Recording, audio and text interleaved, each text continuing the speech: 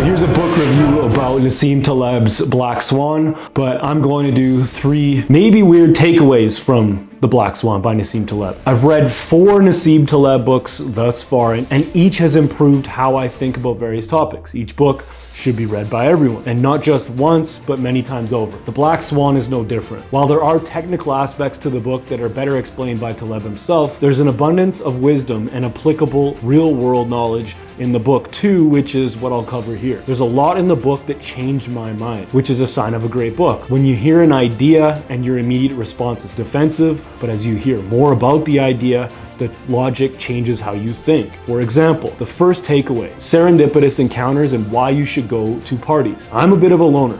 I love being alone. I'm not a big fan of parties. But this explained parties in a way that I never understood or thought about them. And it changed my mind on social events and parties altogether. So let's start there. With takeaway numero uno, serendipitous encounters. Success is, in some part, a matter of luck, but we can increase our exposure to luck by doing various things. One of them kind of took me by surprise. Though it makes sense, I never thought of it this way. To increase your exposure to luck, go to parties. Not clubs or raves or ragers, but dinner parties where people talk and a few even listen. It's in this situation where you expose yourself to luck. Maybe it's an idea, a relationship, a future wife, a business partner, a buyout, whatever. You can increase your exposure to luck by being around people. The better the group of people, the better the party. That's the value of living in cities, though there's a lot of value of living in the country as well. But it's in cities where you have dinner parties and meet people you've never come across before in your life. They can bring an outlook or provide an insight you've never been privy to up to this point. It's the variety of people that's the key. Taleb calls it serendipitous encounters, which I think is brilliant. I've always seen parties as a labor, a chore, but being in new situations and meeting as many new, smart people as possible can only have a positive effect. Of course, you create or encounter something beneficially serendipitous, you better have already developed the skills to seize on the opportunity. So while it's important to go to parties, specifically dinner parties where they serve wine and hors d'oeuvres and people talk and mingle, where the music is quiet enough to hear what the individual you're talking to is saying, it's also important to stack your skills. It sounds small, but that single paragraph or two, for me at least, was worth the entire read, though it was a speck of what I learned in the book. What you're essentially doing by going to parties is trying to increase your chances of luck, of positive randomness, because the world and life is filled with enough negative randomness, the market crashes, your wife dies, you die, yada, yada, yada, that it's wise to open yourself up to positive random occurrences. The next observation or thing I learned from The Black Swan: stop chasing trains. Another brilliant observation. It's only frustrating when you miss a train if you're chasing it. In short, don't sweat the small stuff, but the visual of missing a train after having chased it, or a bus or a plane, is tangible. If we're already okay with missing the train, being late for the meeting, or a host of other things in our day that end up enraging us, we rid ourselves of that rage, and most of rage is pointless. After that point, he goes in to highlight the sheer incredible odds of you being born,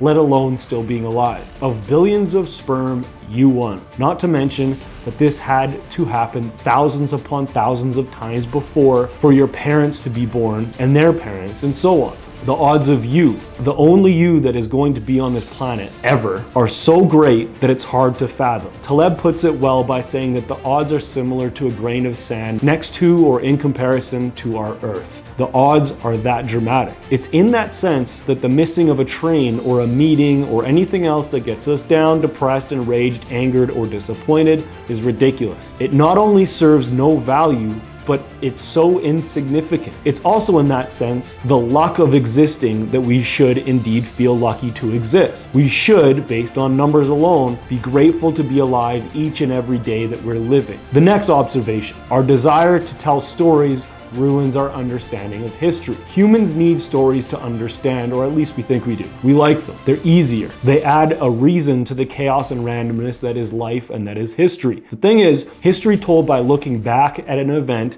is hard to trust, or in many cases shouldn't be trusted at all. Of course that happened. We always say about events after they happened, when during the time when people were living their normal lives, they were saying, oh, that'll never happen. Russians never thought they'd actually become communists, and that millions upon millions of them would die because of it, nor did the Chinese. Germans didn't think Hitler would take things so far with his socialist government. We never thought 9/11 would happen, not in their wildest dreams. Yet, when we talk about these events, and more importantly, when historians write about these events, they tell the stories of what led up to said event as if it was all pieces of a puzzle that fit perfectly. But they never did fit perfectly. It was chaos. The only form of history that can truly be trusted is the explanation of events as they're happening, without knowledge of the outcome. Even in our own lives, we tell stories about why things are the way they are, why we are the way we are. We tell these stories to therapists who tell us stories back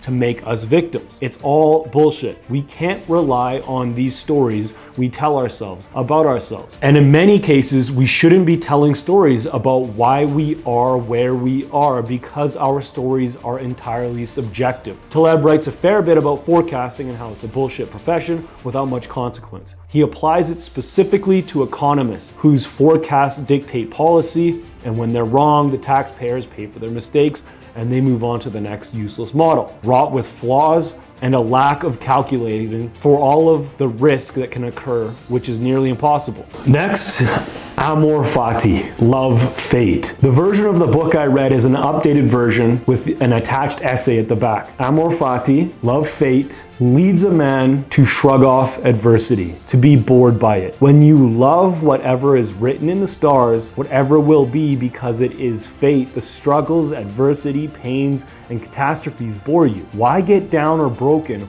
when this is what it is? This is fate. This is life. Everything is a part of how things ought to go. You make the very best of it, but are these challenges really worth losing your cool over? Next, I have lost nothing. From the book. In Seneca's Epistle 4, Stilbo's country was captured by Demetrius, called the Sacker of Cities. Stilbo's children and his wife were killed. Stilbo was asked what his losses were. Nihil perditi. I have lost nothing, he answered. Maya mea medium sunt. My goods are all with me. The man had reached Stoic self-sufficiency, the robustness to adverse events. Nothing that might be taken from him did he consider to be good. This is tough to grasp. Rather than focusing on family, bring it down a notch to possessions. Those things we buy that end up owning us.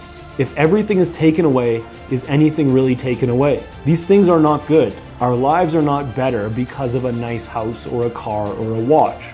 Be so robust that nothing can be taken from you. Next, VALE. Finally, VALE means both strong, robust, and be worthy. Seneca would end his essays with VALE. That's our duty as men, to be strong and to be worthy. Do the very best you can in all things. Be excellent in all things. Be physically strong, do great work, give maximal effort, but also be robust against the downside. Accept whatever can happen. Be at peace with the negative black swans and ready to pounce and take advantage of positive black swans. Be strong, be worthy, VALE. So that's the review of Nassim Taleb's The Black Swan. It has turned out to be one of my favorite books. Skin in the Game by him and Anti-Fragile are both tops as well. I absolutely love those books. If you enjoyed this video and you want more book reviews, please click the thumbs up, subscribe to the channel, and comment. I'd love to hear what you think about book reviews, and I'd be happy to do more. Take care.